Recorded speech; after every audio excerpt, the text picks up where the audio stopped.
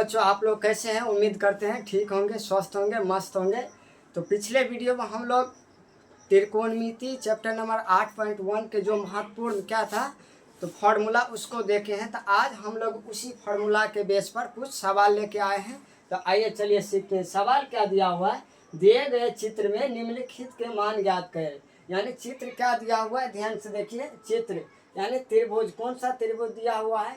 तो समकोण त्रिभुज दिया हुआ है। एक और ये कोण कितना डिग्री है, यानी बी कोण 90 डिग्री हमें दिया हुआ है। ध्यान से देखिए, त्रिभुज ए बी और सी।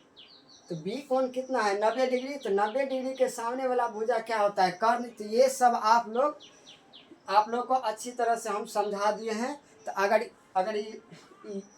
अगर आप लोग के इस तरह के मतलब दिक्कत है लंब, कर्ण और आधार को चुनने में, तो आप लोग पिछले वीडियो जा करके देख लीजिए, आप लोग को समझ जाइएगा। ध्यान से देखिए, अगर ये कोण अगर क्या है, लंब है, तो इसमें अगर sine cos tan sec cosec अगर किसी भी का मान हमें ज्ञात करना होगा तो हमें क्या चाहिए? ध्यान से देखिए, तो लंब, कर्ण और आधार तीनों का मान पता होना चाहिए।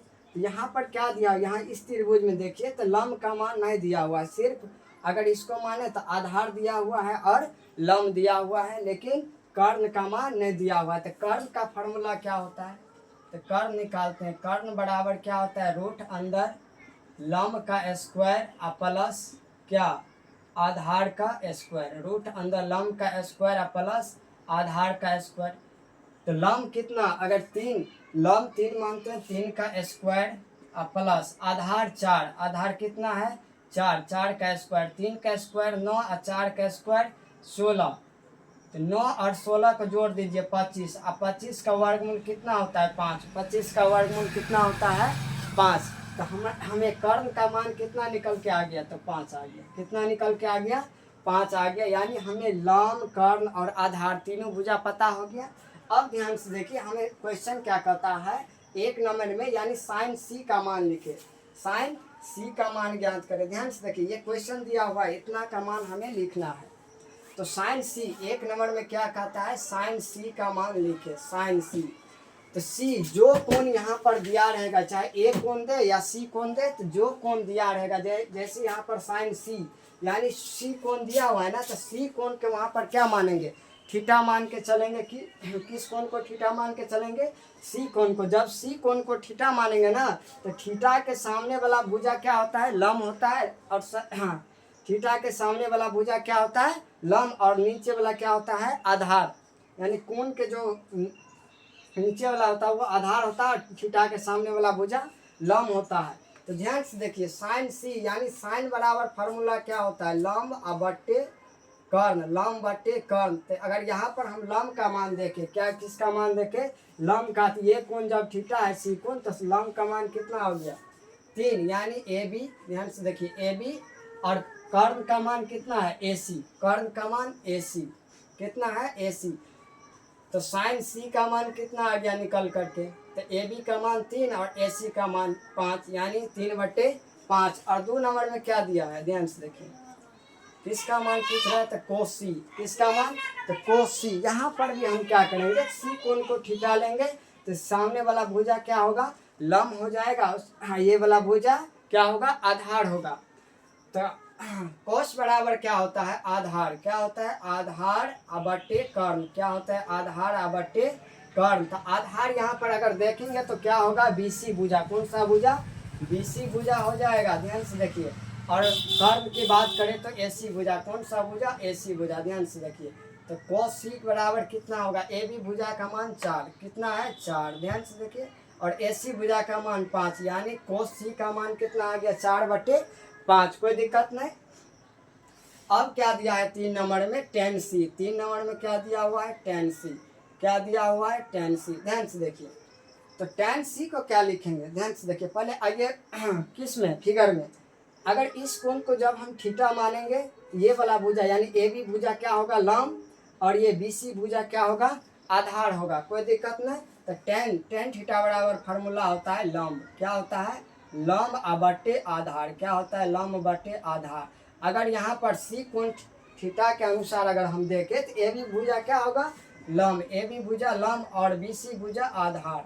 तो ए बी का मान कितना दिया हुआ है 3 और बी सी का मान 4, यानी tan सी का मान कितना आ गया 3/4। कितना आ गया 3/4।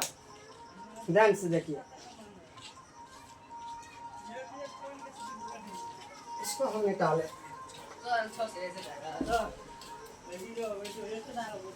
ध्यान से देखिए, अब पुनः हमें 3 और सवाल दिया हुआ है। 4 नंबर में sin a, 5 में cos a और 6 में tan a। तो आइए इसका भी मान हम लोग देखते हैं, ध्यान से देखते रहिए।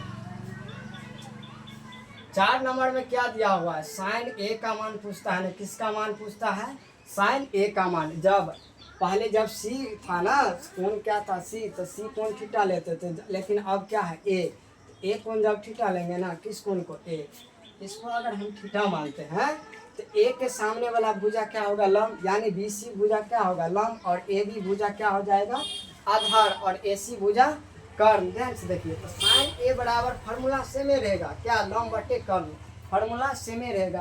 तो अगर लंब का मान देखें तो क्या होगा BC, अगर कर्ण का मान देखें तो AC कितना होगा AC, यानी BC का मान 4 और AC का मान 5, यानी इस फिगर के अनुसार sin a का मान कितना आ गया 4/5। अगर अगला क्वेश्चन देखें कितना, 5 नंबर में क्या दिया है cos a, किसका मान पूछता है cos a। जब a कोण को हम इस कोण को जब थीटा मानेंगे तो a वाला भुजा क्या होगा BC भुजा लंब और AB भुजा क्या होगा आधार। तो क्या है, तो cos c यानी cos थीटा बड़ा फॉर्मूला होता है आधार बटे कर्ण। तो आधार का मान देखें तो AB कर्ण का मान AC। तो आधार यानी AB का मान कितना 3 और AC का मान 5, कितना 5, यानी 3/5 आ गया cos a का मान। ध्यान से देखिए, अगला क्या दे रखा है हमको, tan a का मान पूछता है, किसका मान पूछता है tan a। तो tan a बराबर फार्मूला आप लोग को याद है, लंब बटे क्या होता है आधार होता है, लंब बटे आधार होता है। ध्यान से देखिए, अगर ए कोण इस कोण के आधार पर देखें ए कोण, तो ये BC भुजा क्या होगा लंब और AB भुजा क्या होगा आधार। तो tan a बराबर क्या होता है आधार लंब बटे आधार, यानी BC बटे AB क्या होगा AB। ध्यान से देखिए, BC का मान 4 और AB का मान 3। तो tan a का मान कितना आ गया 4/3, कितना आ गया 4/3। अगर इस वीडियो से आप लोग कुछ सीखे हैं तो चैनल को सब्सक्राइब जरूर कीजिए और शेयर कीजिए।